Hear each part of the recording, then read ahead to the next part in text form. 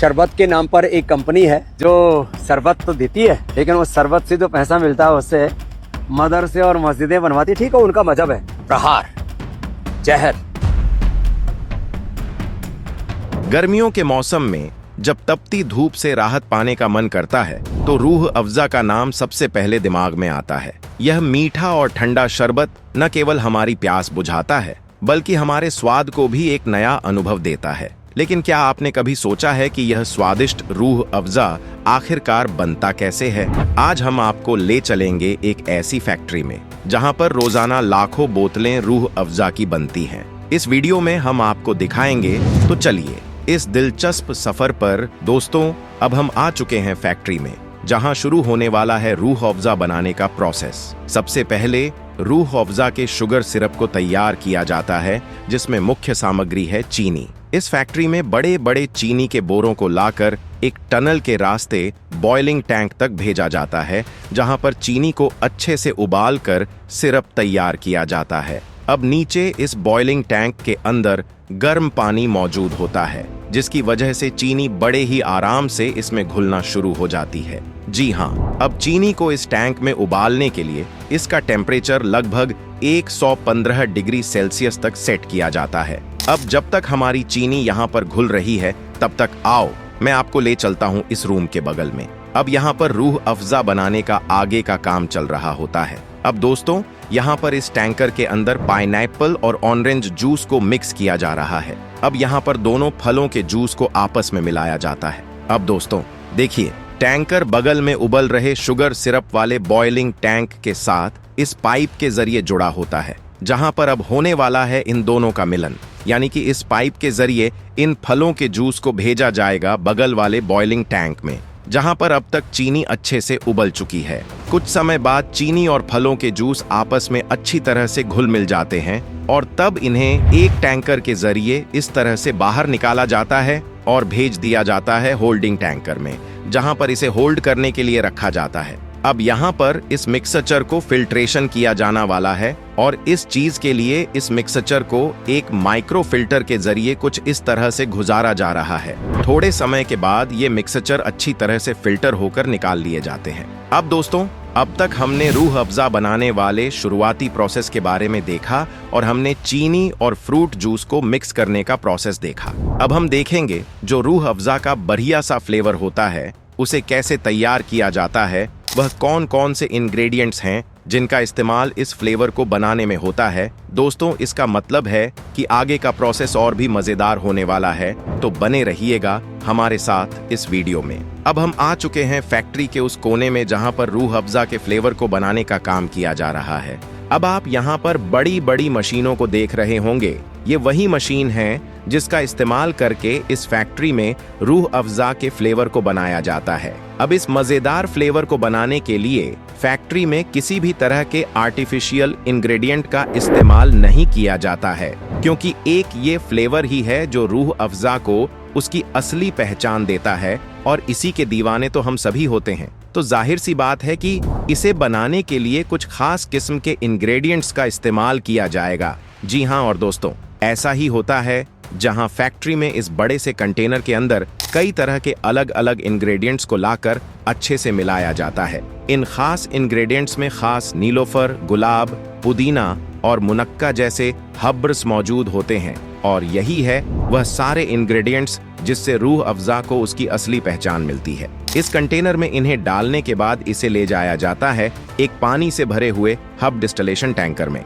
देखिए किस तरह से इसे डिस्टिलेशन टैंकर में मिलाकर इसके अंदर फिट किया जा रहा है और फिर ये वर्कर्स इससे कुछ इस तरह से बंद कर देंगे। दोस्तों, इस टैंकर के अंदर अब इन इंग्रेडिएंट्स को अच्छे से उबाला जाने वाला है। आप अगर ये सोच रहे होंगे कि भाई इस टैंकर के अंदर ऐसा क्या होता होगा, दरअसल दोस्तों इसके अंदर जितने भी हर्ब्स मौजूद हैं या ये कह लो कोई जो भी इंग्रेडिएंट्स डाले गए हैं वो अब धीरे धीरे बॉईल हो रहे हैं और बॉइलिंग की वजह से उसमें से निकल रहे वाष्प के साथ अपने अंदर से अपना रस और तेल छोड़ रहे हैं। अब ये फ्लेवर स्टीम के रूप में बदल चुका है जिसे भेजा जाएगा इसके आगे की प्रोसेस के लिए जिसे बोला जाता है डिस्टिलेशन। अब ये प्रोसेस बहुत ही खास और इम्पॉर्टेंट होती है क्योंकि इसमें से जो स्टीम तैयार हुई है वो है यहाँ पर ऐसे पाइप के जरिए लाई जाती है और फिर इसे लिक्विड में बदला जाता है।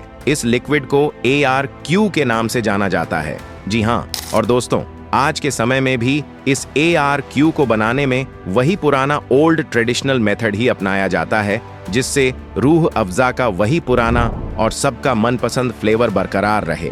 अब बात करते हैं इस लिक्विड की, जिसे अब यहाँ पर एक कंटेनर में स्टोर करने के लिए कुछ समय के लिए रख दिया जाएगा। दोस्तों अब रूह अफ़ज़ा का फ्लेवर बनाने का काम भी पूरा हो चुका है और आपको ये प्रोसेस देखकर डेफिनेटली मज़ा तो काफ़ी आया होगा। अब आप इसके आगे के प्रोसेस को देखने के लिए बेसब्री से इंतजार भी कर रहे होंगे, क्योंकि ये रूह अफ़ज़ा चीज़ ही ऐसी है यार, एक बार किसी के मुंह में जाए तो फिर एक आदत सी बन जाती है। और दोस्तों चलिए आपके इस इंतजार को खत्म करते हैं और वीडियो में आगे बढ़ते हैं और देखते हैं कि इसके आगे के प्रोसेस को।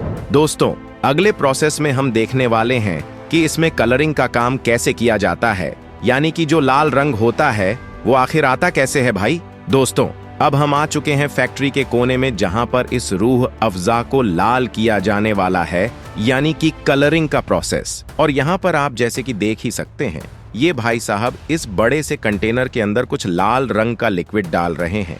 दरअसल इस लिक्विड में फ्रूट कलर का इस्तेमाल किया जाता है और कुछ इस तरह से रूह अफ़ज़ा को उसका लाल रंग दिया जाता है, जो भी रूह अफ़ज़ा की बोतल से इस तरह से चमकता है। मस्त है ना, कि आपकी नजर में एकदम से ये आ जाता है। दोस्तों अब हम इस प्रोसेस के उस स्टेप में आ चुके हैं जहां पर अभी तक हमने रूह अफ़ज़ा के जितने भी अलग अलग लिक्विड को बनाए हैं, जैसे कि स्टार्टिंग में हमने शुगर सिरप बनाया, उसके बाद हमने बनाया रूह अफ़ज़ा के फ्लेवर को यानी कि ARQ को, और फिर हमने तैयार किया रूह अफ़ज़ा के लाल रंग को। अब इन सभी चीजों को फैक्ट्री के इस एरिया में लाया जाता है जहां पर बड़ी बड़ी मिक्सिंग मशीन मौजूद होती है। अब तक तो आप समझ गए होंगे कि मिक्सिंग मशीन का काम क्या होगा, सीधी सी बात है मिक्सिंग का। दोस्तों यहाँ पर इन सभी अलग अलग लिक्विड को इसमें डालकर अच्छे तरीके से मिक्स किया जाने वाला है और इन सभी लिक्विड को बदलने के लिए इसे यहाँ पर लगभग 1 घंटे तक अच्छे से मिलाया जाता है।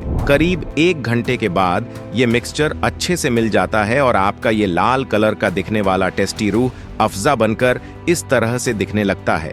ये रूह अफ़ज़ा बनकर तैयार तो हो चुका है, लेकिन अभी पिक्चर पूरी खत्म नहीं हुई है, क्योंकि अभी भी बहुत इंपॉर्टेंट प्रोसेस किया जाना है। और ये कह लो कि इस प्रोसेस के बिना यह रूह अफ़ज़ा किसी काम का ही नहीं है। अरे भाई अभी तो इस रूह अफ़ज़ा को अपनी परीक्षा तो देनी है ना, यानी कि क्या ये मार्केट में भेजने के लायक तैयार हुआ है या नहीं, और तो और इसमें वही पुराना रूह अफ़ज़ा का टेस्ट आ रहा है या फिर नहीं। चलिए अब इसको दिखाते हैं कि आखिर इसकी टेस्टिंग प्रोसेस क्या होती है। लिक्विड को इस पाइप के जरिए भेजा जा रहा है टेस्टिंग यूनिट में, जहां पर अब कुछ एक्सपर्ट्स इसके ऊपर तरह तरह के टेस्ट करेंगे, जैसे कि इसके कलरिंग का टेस्ट, इसमें अच्छे से शुगर मिक्स हुआ है या नहीं, इसका टेस्ट, और इसके अलावा भी काफी टेस्ट होते हैं। और एक बार जब ये सारे के सारे टेस्ट से पास हो जाता है तो इसे भेजा जाता है आखिरी चरण में। दोस्तों अब वो घड़ी आ चुकी है जब इसे बोतलों में पैक करके आगे भेजा जाएगा। यहाँ पर आप देख सकते हैं कि इस कन्वेयर बेल्ट पर